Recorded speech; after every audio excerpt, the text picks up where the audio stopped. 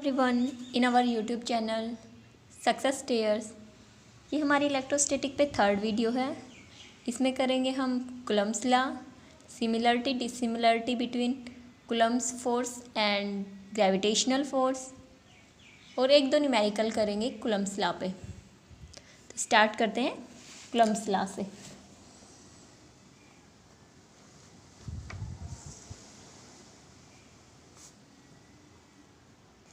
Coulomb's law, ठीक है। Coulomb's क्या है? Interaction of charge, interaction of charge means ये क्या करेगा? रिपेल भी करता है, अट्रैक्ट भी करता है। नेगेटिव नेगेटिव चार्ज क्या करेंगे? रिपेल करेंगे।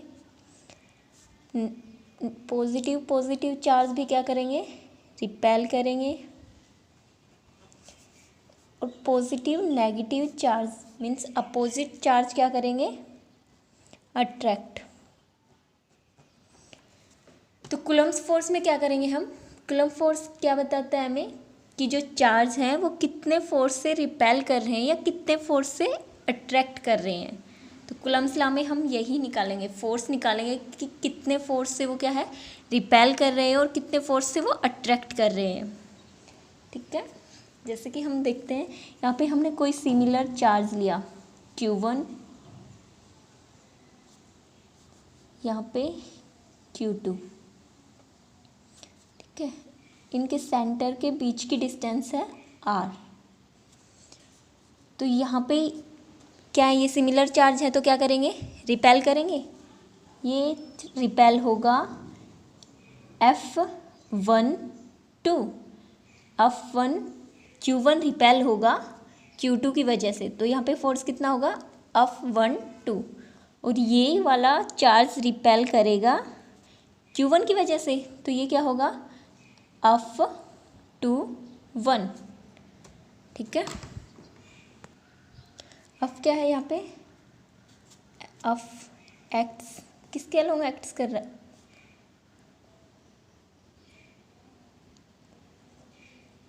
एक्स अलोंग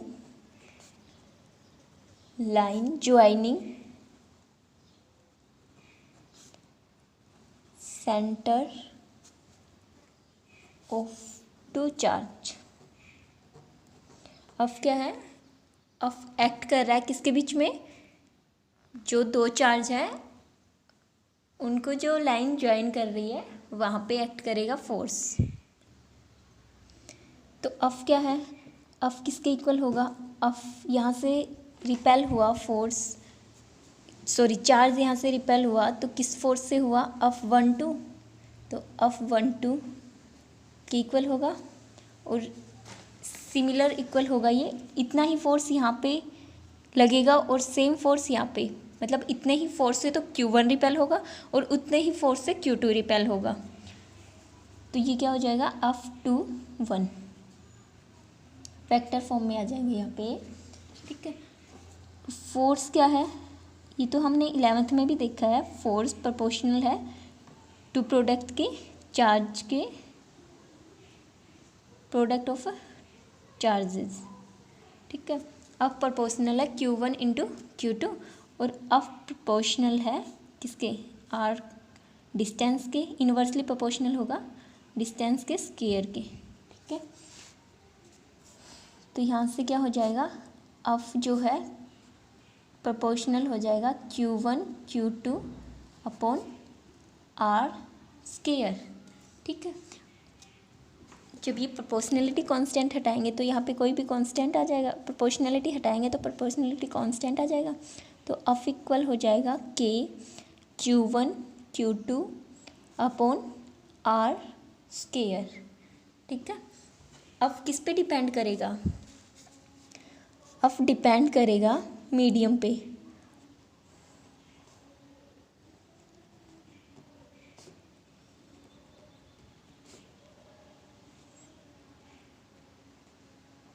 मीडियम पे डिपेंड करेगा। F मीडियम पे डिपेंड क्यों करेगा? क्योंकि F डिपेंड कर रहा है कांस्टेंट के पे और के डिपेंड करेगा मीडियम पे। जब के डिपेंड करता है मीडियम पे तो फोर्स भी डिपेंड करेगा मीडियम पे।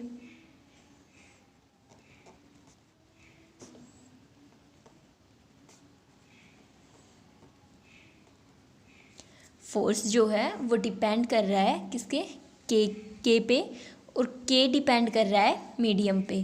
तो हम बोल सकते हैं कि फोर्स भी डिपेंड करेगा मीडियम पे। ठीक है, के की वैल्यू जो है किसके लिए, वैक्यूम के लिए, के फॉर वैक्यूम। कितनी वैल्यू होगी वैक्यूम के लिए के की, 9 × 10⁻³ newton metre square upon coulomb square. ये जो यूनिट है ये हमने यहाँ से निकाली है। के की वैल्यू एक बार निकालेंगे यहाँ से, देखना, के = F × R upon Q1 Q2। तो फोर्स की यूनिट न्यूटन, डिस्टेंस की मीटर स्क्वायर, और अपॉन कूलम स्क्वायर हो जाएगा, कूलम स्क्वायर। तो यहाँ से यूनिट आई है ये के की। ठीक है, और वैक्यूम के लिए वैल्यू ये होती है। सिमिलर हम एयर के लिए मान लेंगे, थोड़ा डिफरेंस तो होता है एयर और वैक्यूम में, पर हम ऑलमोस्ट सिमिलर ही मान के चलते हैं इनको। के की वैल्यू क्या है, हर मीडियम के लिए अलग होगी। जैसे वाटर के लिए, ऑयल के लिए, मिका के लिए, इन सब के लिए क्या है, के की वैल्यू डिफरेंट होगी। ठीक है, और देखो के की वैल्यू हम ये लेके चलते थे 1/4 पाई अप्सरा नोट। ये क्या है, ये परमिटिविटी बेस पे है, तो ये हम अलग वीडियो में करेंगे। एक बार हम जो मीडियम के अकॉर्डिंग वैल्यू आती है और न्यूमेरिकल्स जो बनेंगे वो कर लेते हैं कूलम्स पे और के की वैल्यू से। ये वाली वैल्यू लेके, परमिटिविटी लेके हम एक अलग वीडियो बनाएंगे। अब हम ग्राफ देख लेते हैं एक बारी, किसके बीच में, फोर्स और डिस्टेंस के बीच में। फोर्स और डिस्टेंस क्या है, इन्वर्सली प्रोपोर्शनल है।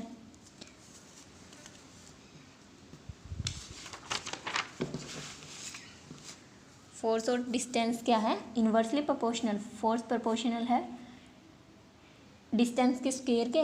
तो यहाँ से क्या है, ग्राफ कैसा बनेगा इनका, किसके versus, force versus separation, force और सेपरेशन या फिर डिस्टेंस, इनका ग्राफ जो है ऐसे होगा। अगर हम आर की वैल्यू को डबल लेके चलेंगे, आर को क्या ले रहे हैं हम, डबल। जब आर को डबल लेंगे तो हमारा नया फोर्स जो है, न्यू फोर्स क्या होगा, 4 टाइम कम होगा ओल्ड फोर्स से। जो हमारा पहले फोर्स था उससे 4 टाइम कम होगा। ठीक है, अब देख लेते हैं हम vector form of Coulomb's law.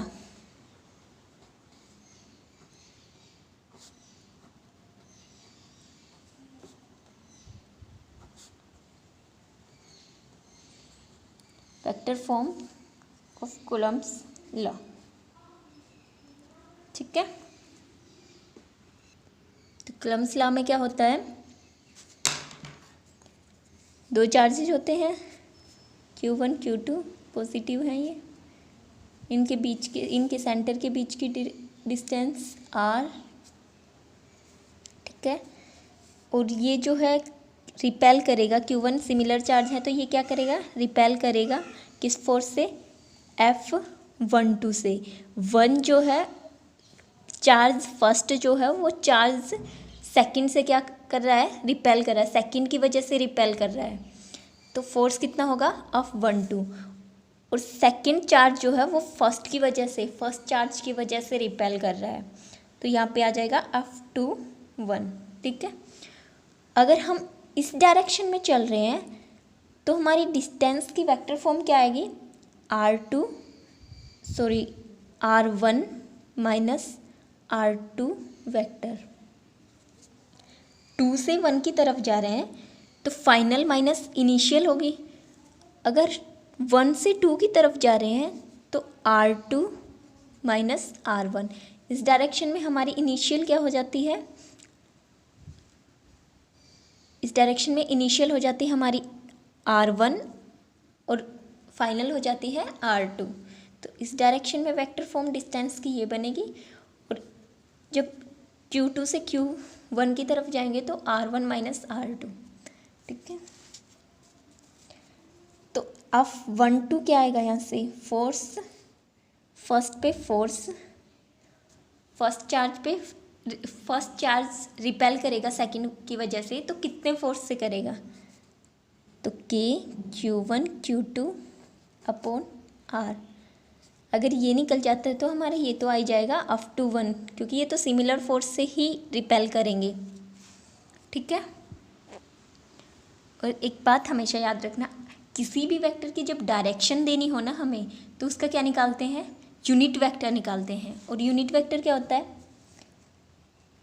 A vector है उसका यूनिट वेक्टर होगा a upon magnitude of a। ये क्या है, यूनिट वेक्टर निकालते हैं इससे हम। ठीक है, तो F 1 2 is equal to q1 q2 upon r का स्क्वायर और r1 माइनस r2। वेक्टर निकालना है हमें, तो यहाँ पे क्या है, यूनिट वेक्टर, ये हमने यूनिट वेक्टर ले लिया। अब हम यूनिट वेक्टर इसकी फॉर्म में यूनिट वेक्टर निकालेंगे इस फॉर्मूले को यूज करके। तो क्या आ जाएगा, r1 minus r2 cap upon r1 minus vector आएगा यहाँ पे, कैप नहीं, r2 मोड मैग्नीट्यूड। ये जो है किसकी वैल्यू है, ये इसकी वैल्यू है, यूनिट वेक्टर की वैल्यू है ये, तो इसकी भी जगह पे ये पुट कर दे, क्या जाएगा, F 1 2 is equal to q1 q2 upon r square और r1 minus r2 vector upon r1 minus r2। ठीक है, और r1 माइनस r2 जो है वो किसके इक्वल है, r के इक्वल है ये वेक्टर। तो क्या करेंगे, यहाँ पे जो है ये वाली वैल्यू पुट कर देंगे, जो r की वैल्यू हमारे पास है वो वैल्यू पुट कर देंगे। तो क्या होगा, क्या था हमारा, F12 is equal to k q1 q2 upon r1 minus r2 vector. r का स्क्वायर था तो स्क्वायर हो जाएगा, और यहाँ पे क्या था, r1 minus r2 vector upon r1 minus r2 vector magnitude. ठीक है, तो यहाँ से r12 k q1 q2 upon r1 minus r2 cube हो जाएगी, 2 पावर ये और 1 पावर ये, बेस से में तो पावर ऐड हो जाएंगे। ठीक है, और यहाँ पे ये रह जाएगा r1 माइनस r2 वेक्टर, इनको हम ब्रैकेट में ले सकते हैं। ये क्या गया हमारा, first repulsive force due to second की वजह से फोर्स, फर्स्ट चार्ज पे जो रिपल्सन होगा वो आ गया। ठीक है, इसके बाद जो है हमने कूलम्ब्स लॉ में फोर्स क्या निकाला है इलेक्ट्रोस्टैटिक में, k q1 q2 upon r square. और ग्रेविटेशनल फोर्स क्या निकाला था हमने, g m1 m2 r square. तो अब हमें इसमें सिमिलरिटी बतानी है, किसमें, कूलम्ब्स फोर्स और ग्रेविटेशनल फोर्स। सिमिलरिटी बतानी है किसमें, ऑफ ई एंड ऑफ जी। ठीक है, तो इसमें सबसे पहली सिमिलरिटी क्या हो जाएगी, इनवर्स स्क्वायर लॉ मीन्स ये दोनों जो है डिस्टेंस के स्क्वायर के इन्वर्सली प्रोपोर्शनल है।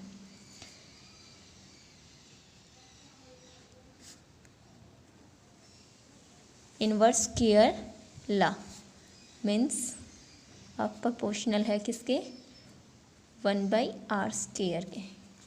ठीक है। सेकेंड सिमिलरिटी क्या है इसमें, both force acts along line joining centre. दोनों फोर्स क्या है, एक लाइन ज्वाइन करती है, उनके सेंटर पे एक्ट करेंगे। फोर्स जो है किस कहाँ पे एक्ट करेगा, सेंटर पे। इसमें मास था और इसमें क्या है, चार्ज। लेकिन क्या है, ये सिमिलर वे में ही था ना, जैसे कि यहाँ पे m1 चार्ज था, यहाँ पे m2 था। तो जो फोर्स एक्ट कर रहा था इन दोनों बॉडीज़ के मास की सेंटर पे कर रहा था। सिमिलर वे में है कूलम्ब्स लॉ में, यहाँ पे कोई q1 चार्ज है, यहाँ पे q2 चार्ज है, तो ये भी सेंटर पे ही एक्ट कर रहा है। ठीक है। तो ये दो सिमिलरिटी हैं। सेकंड क्या है, both forces acts along line joining centre.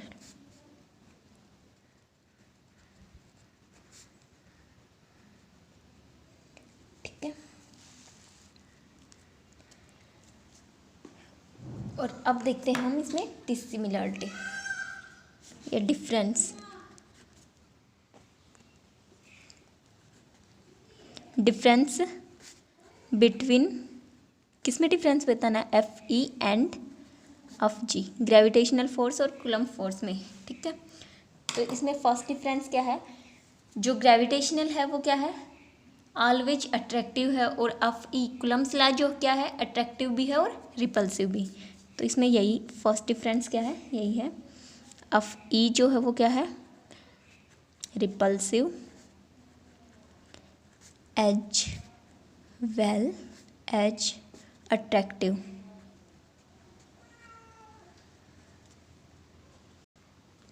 But G is always attractive। Gravitational force क्या है, हमें क्या, ग्रेविटेशनल हमेशा क्या होता है, अट्रैक्टिव।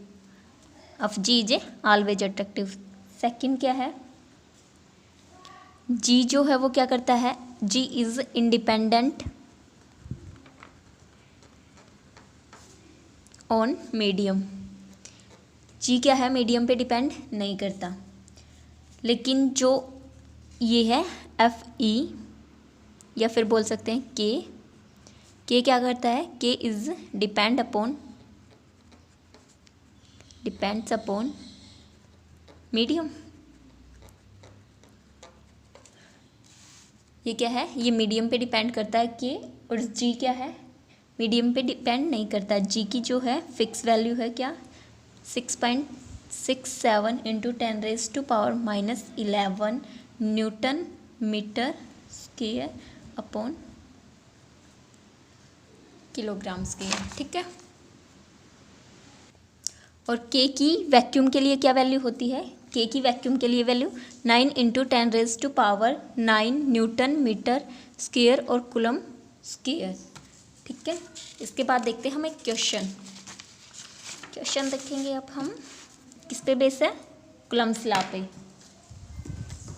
इसमें क्या बता रखा है, क्या बोल रखा है क्वेश्चन में, find the ratio of E to of G। Of E का कूलम्ब्स लॉ का ग्रेविटेशनल से रेशियो निकालना है। Find the ratio of Fe to of G for 2 electron, किसके लिए, 2 इलेक्ट्रॉन्स के लिए, placed at some distance apart. क्या है, 2 इलेक्ट्रॉन जो है प्लेस रखे गए हैं कुछ दूरी पे। तो इसमें हमें सब पता है, चार्ज की वैल्यू क्या होती है, चार्ज क्या होता है इलेक्ट्रॉन पे, कितना होता है इलेक्ट्रॉन पे चार्ज, 1.6 इंटू 10⁻⁻⁴। Minus 19 coulomb. काफ़ी बार पढ़ चुके हैं हम। और मास पे क्या होता है, क्या होता है 9.1 इंटू 10⁻⁻31 kg। ठीक है।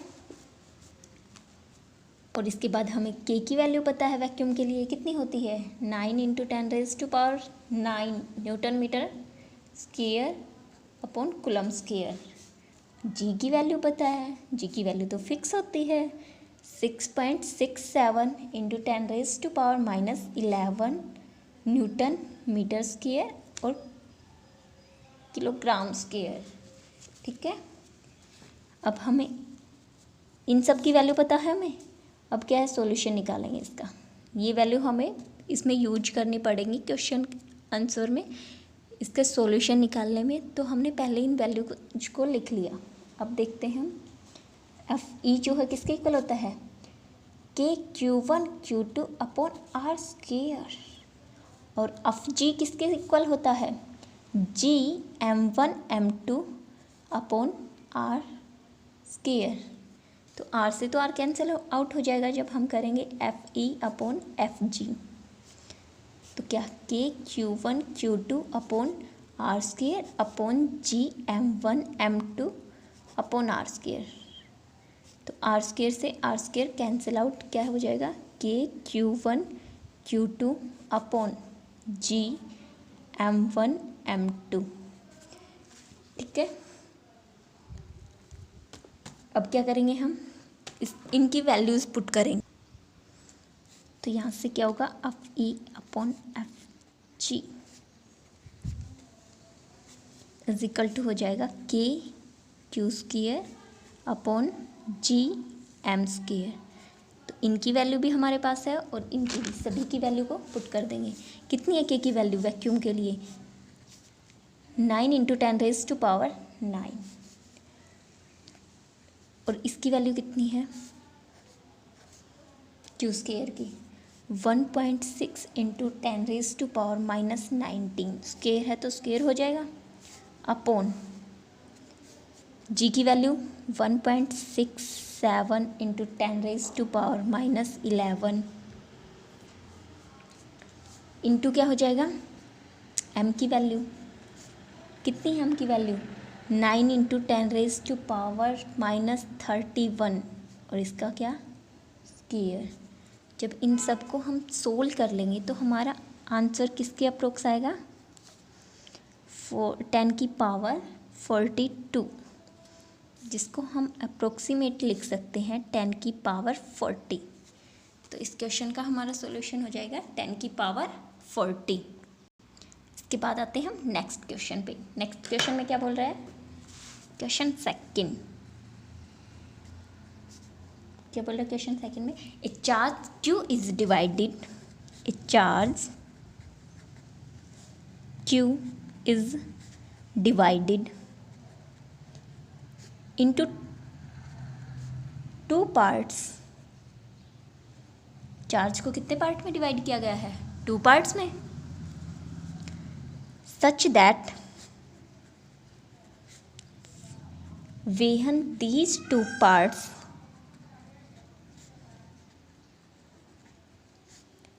are kept at some separation, the of E between, मतलब कूलम्ब फोर्स किसके बीच में, बिटवीन दैम, जो 2 चार्ज हमने माने थे उनके बीच में कूलम्ब फोर्स मैक्सिमम होगा, is maximum. Find the charge on each part. अब हमें ये बताना है कि हर एक पार्ट पे, चार्ज को 2 पार्ट में डिवाइड किया गया है तो हर एक पार्ट पे चार्ज कितना है, क्या बताना है, find charge on each part. हर एक पार्ट पे चार्ज कितना है, मतलब 2 पार्ट में डिवाइड किया गया है तो दोनों पार्ट पे चार्ज क्या है। तो हम इसमें मान के चलेंगे एक पे चार्ज है A और एक पे चार्ज मान लेंगे Q माइनस A। ठीक है, सेंटर से मिला देंगे, डिस्टेंस R डिस्टेंस तो हमें इसमें चाहिए ही नहीं। देखते हैं क्या होगा इसमें आगे। अब क्या है, मैक्सिमम बोल रहा है। अब क्या है, मैक्सिमम। अब इज मैक्सिमम, मैक्सिमम। तो कूलम्ब्स फोर्स क्या कहता है, चार्ज की प्रोडक्ट अपॉन आर स्क्वायर। तो हमारे पास चार्ज क्या है, F इज इक्वल टू के, Q1 Q2 होता था, तो यहाँ पे क्या है, A और Q माइनस ए, तो रख देंगे A into Q minus A upon R square. ठीक है। और जब हमें कोई भी मैक्सिमम वैल्यू निकालनी होती थी तो हम क्या करते थे, उसका डिफ्रेंशिएशन करते थे ना उस टर्म के रिस्पेक्ट में। जैसे डी एफ अपॉन डी ए करेंगे, किसके इक्वल, 0 के इक्वल। तो यहाँ पे हम इसका डिफ्रेंशिएशन करेंगे किसके रिस्पेक्ट में, ए के रिस्पेक्ट में, और किसके इक्वल रख देंगे, 0 के इक्वल। तो करो इसका differentiation, D F upon D A is equal to, इसका अलग अलग कर लेंगे इनको, K upon R square, K Q अंदर मल्टीप्लाई करेंगे तो, और यहाँ पे आ जाएगा ए स्क्वायर, तो माइनस के 2k A upon R square. ठीक है, इसको किसके इक्वल रख देंगे, 0 के, क्योंकि ये वाली जो वैल्यू है हमारी किसके इक्वल होती है, 0 के। तो ये हो जाएगा K Q upon R square minus 2k A upon R square is equal to 0। अगर ये नहीं समझ आए तो हम यहाँ पे एक बार ये कर लेते हैं, के ए क्यू अपॉन आर स्क्वायर अब फिजिकल टू, अंदर मल्टीप्लाई कर ली के ए की इसके साथ, और फिर हो जाएगी के ए स्क्वायर अपॉन आर स्क्वायर, और इसका डिफ्रेंशिएशन कर लेंगे ए के रिस्पेक्ट में, तो हमारी ये वाली वैल्यू आ जाएगी, और इसको हम रख देंगे 0 के इक्वल। वहाँ से क्या आ जाएगा, के क्यू माइनस 2k ए, एलसीएम लेके 0 के इक्वल हो जाएगा यहाँ से। तो ये किसके इक्वल आ गया, 0 के इक्वल। तो q की वैल्यू क्या आ जाएगी, 2a, और a की वैल्यू आ जाएगी q अपॉन 2। यही हमें निकालना था कि हर एक पे क्या है, चार्ज कितना होगा। तो चार्ज कितना होगा, q अपॉन 2। और आज की हमारी वीडियो यही ख़त्म होती है।